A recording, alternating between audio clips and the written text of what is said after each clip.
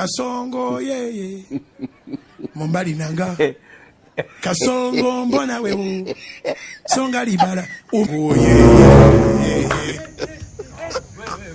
Kasongo mbona wewe Chabule nataka mtie aibu si ndio nyamli ndani nimetoka kuwachukulia nundu pumba kilo 3 ndani kuna debe 4 sana ndio za nini sema mikojo kumbe uongee afu wewe Chabule mnanitia aibu rudini kwanza ndani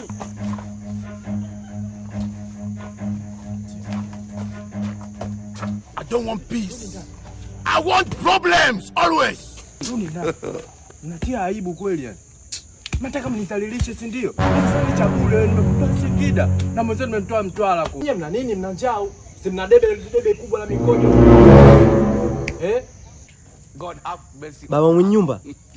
Hiki nilichokiona ndo chenyewe au mawenge? Sikia bwana jirani, hamna bwana. Najua wenge la asubuhi na ala mchana jirani yangu. Najua labda ulilala samani lakini. Ila hakuna kilichotokea. Unajua tena pelika hizo nimetoka naongea peke yangu, ukajua labda niko na wawili watatu.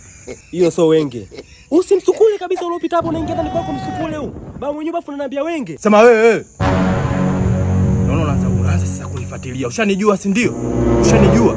Sawa ndio nimekujua lakini sasa tusifikie huko mimi nataka hapa niame tu yani kwa baba na ama kwa sababu nimeona hapana nataka tu niame yani. Uame utaama nitapotaka mimi uweze ukaama bila mimi kutaka.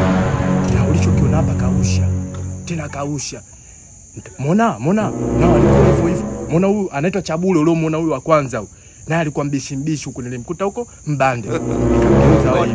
Na ule mzee katoka Mtwara yule.